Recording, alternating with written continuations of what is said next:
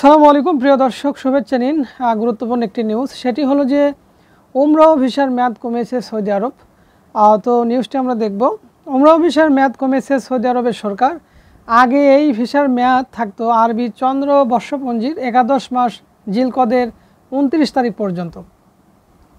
সরকারের নতুন ঘোষণা অনুযায়ী এখন থেকে এই মেয়াদ জিলকদের 15 তারিখ পর্যন্ত থাকবে।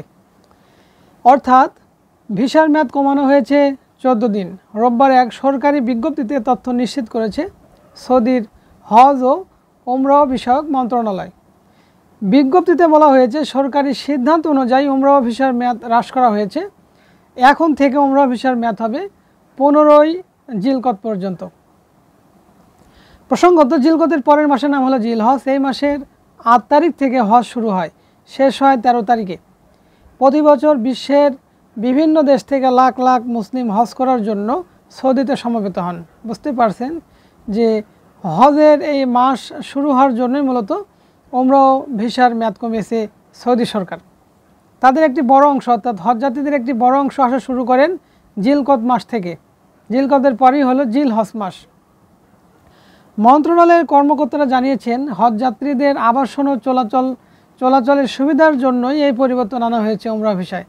বুঝতে পারছেন যে হজযাত্রীদের একটা ব্যাপক চাপ সৃষ্টি হয়। প্রায় 40 থেকে 50 লক্ষ হজযাত্রী পৃথিবীর বিভিন্ন দেশ থেকে সমবেত হয় সৌদি আরবে, যে কারণে তাদের যাতে কোনো সমস্যার সৃষ্টি না হয়, বিশেষ করে আবাসন বা চলাচল বা অন্য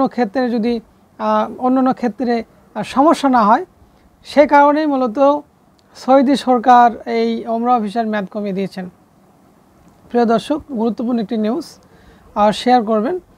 তো এই পর্যন্ত এই নিউজটি। দেখা হবে নতুন কোনো পর্বে নতুন কোনো বিষয় নিয়ে। সে পর্যন্ত ভালো থাকুন।